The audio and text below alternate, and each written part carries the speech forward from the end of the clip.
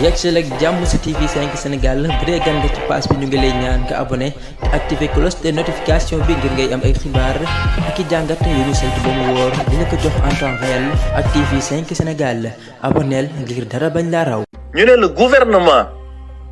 mën na ci demandam ci sàkkuteefam ci texte bi nga xamante ne moom la ñuy étudier demander principe bu vote bloqué conseil constitutionnel joxe décision. Remplacer le gouvernement par le président de la République dans sa décision léegi ñu ne ñun duñ ko wax boo waxee justice moom mooy problème réew mi les hommes de la justice ñenn ñi jug naan waaw waroo leen wax lii justice waroo leen wax lii justice on a l'impression que ñoom kenn waru leen attaquer parce que la justice c'est un sanctuaire inattaquable ñoom ils sont bien ils sont bons ils prennent les bonnes décisions ñoom ñoo jàngee fu nit ñi jàngeewul ñoom ce sont des Sénégalais VIP Pro Max kenn mënu leen critiquer. mais li ñuy nekk di dund en grande partie c'est la justice problème politique yi ñuy nekk di dund xam nga lan moo ko indi man je le rappelle tout le temps ce n'est même pas le président Bassirou Diomaye Faye c'est la justice qui a permis ñu faagaagal un opposant politique qui s'appelle Ousmane Sonko et les Sénégalais n'ont pas pu voter pour le candidat bi ñu bëggoon a fal loolu moom mooy la base de tous les problèmes yi Sénégalais yi nekk di dund le peuple sénégalais n'a pas choisi depuis 2019 le peuple sénégalais n'a pas choisi son président depuis 2019 parce qu'en 2024 il faut le rappeler à souhait te loolu moom mooy dëgg le peuple sénégalais a élu un homme sur la base d'une désignation waa léegi nag buñ la désigner nga jël sa Verano McDonald's ñan loolu ba dem bertaaram ñan ñooy tànn c'est le peuple bi fan la ñuy tànnee ci ay élection mais élection yi nga xamante ne nag peuple bi moo ko moom justice bëgg ñëwaat ne élection yooyu sax mën nañ yokk mandat bi wala ñu abrégé ko par décret c'est-à-dire que le président de la République la constitution c'est que moom permettre nañ ko mu fixer date décret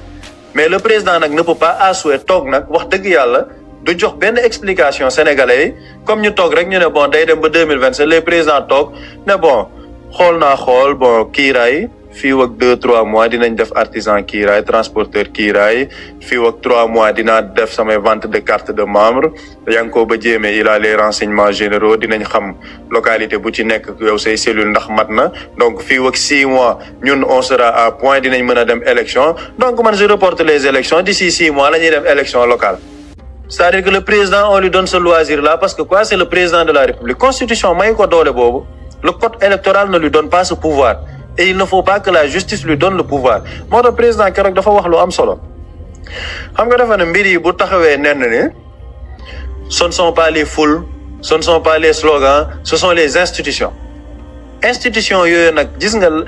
lii tax peuple bi gis seen bopp ci institution yooyu mooy seen crédibilité bi tax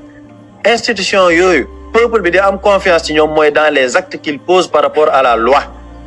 mais bu fekkee ne nag institution yooyu dañuy doxalin boo xamante ne dañuy bëgg protéger un président impopulaire parce que c'est ça la vérité gis nga Sénégal jamono ji gis nga dëgg bi yàlla xam na ne am na man moo tax man ceux qui sont sur les plateaux là di jouer aux équilibristes naan non c'est que décision conseil bi xam nga wàllum droit lii wak lii ce qui se passe dans ce pays c'est clair et net on a un président de la République légitime constitutionnellement mais très impopulaire un président de la République boo xam ne mu ngi ci biir réew mi kenn xamul mu ngi ci biir réew mi un président boo xamante ne moom ak ñi mu àndal xam nañ ne ils ne sont pas majoritaires dans ce pays un président qui n'ose pas aller affronter les adversaires dans les urnes ñemewul dem jàkkaarloo waat ak sénégalais yi c'est ça la vérité léegi nag comme amul doole jooju comme xam na ne il est impopulaire il va utiliser tous les artifices yoo xamante ne xëy na loi mën na ko may pour reporter les échéances parce que xam na ne lépp lu élection di maye du ko am. gis nañ la saisir nañ lii di Sénat ak ministre de l'intérieur ndax ñoom tamit am nañ beneen yoon boo xamante ne si mën nañ fa jaare pour baare tamit président ci rapport yi nga xamante ni ñoo ngi koy ruumandaat jamono ji. xam nga Pastef ñoom li leen yoon may la ñuy def. te looloo tax man sànq ma naan Sénégal ñun duñ démocratie mais comment on peut comprendre dans un pays c'est-à-dire que benn parti rek moom mooy woote nañ tenir élection yi. gis naa ñeneen waa FDR gars yi dinañ ne ma non FDR ñu ngi yëngal mais malheureusement gars yi yëngal foofu après ñoo naan lépp lu ñuy waxtaanee nañ ko def ci dialogue c'est-à-dire que le calendrier républicain amul dialogue mais bu doon loolu la 2024 kon xanaa ba ñu ne dañuy yóbbu mandat bi ba 15 décembre 2024 parce que ça il faut le rappeler. dañoo dem assemblée nationale ne dañuy prolonger mandat wu Macky Sall ba 15 décembre 2024. waaw bu dee loolu kese la comme 5e année du mandat la ñuy jàpp léegi kon kay Macky Sall mënoon na toog ne man bon comme c'est la 5e année du mandat les élections présidentielles nañ ko def le 25 décembre 2024 comme bu dee léegi loolu moom mooy interprétation juridique yi. moom la ñu Cour suprême wax ni loolu moom mooy interprétation juridique yi. mais dans ce pays bu dee société civile na la non nañ waxtaan Babacar Ba génn démb di tappale naan non président bu dee day reporter na wax affaire yi na joxe ay arguments yu convaincants te report boobu noonu sax bu mu dépasser le 31 décembre 2027 mais non on donne au président un pouvoir qu'il n'a pas. Pourquoi ñuy may président naan ko ay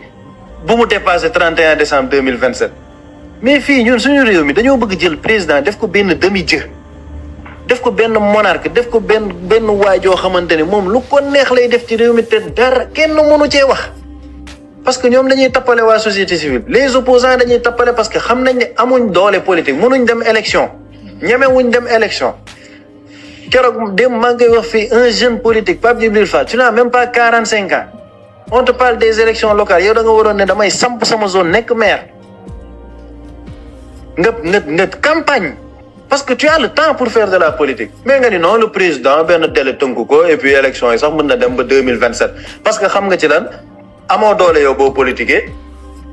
ki gën a positionné actuellement qu'on le dise ou non c'est le Pastef le président moom moo ñu mën a xeexal waa Pastef donc même bu dee sax loolu ay tappale la nañ ko jàppale ci tappale yooyu ndax moom moo fi positionné wu pour xeex Pastef. Ça ce n'est pas une démocratie. moo tax tous les hommes politiques yi ñuy defal ay discours naan la wooye la république rien que la république la démocratie yàlla xam na ni gëmuñ démocratie.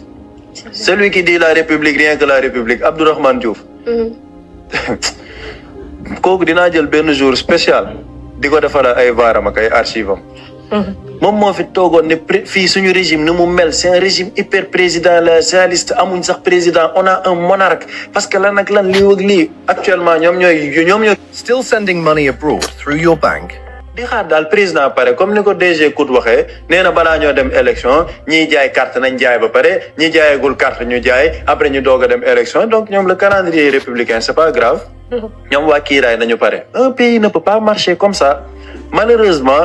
dañuy woote démocrate dañuy woote républicain on est tout sauf démocrate on est tout sauf républicain parce que le principe de la démocratie c'est de respecter le calendrier républicain te respecter calendrier républicain aajoowul ci man pare naa wala parewuma interprétation de français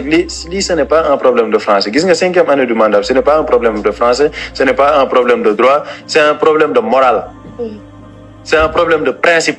du problème mu français problème mu principe la lan nga gëm lan ngay doxal bu dee nag on a des hommes politiques yoo xamante ne seeni principe c'est ambivalent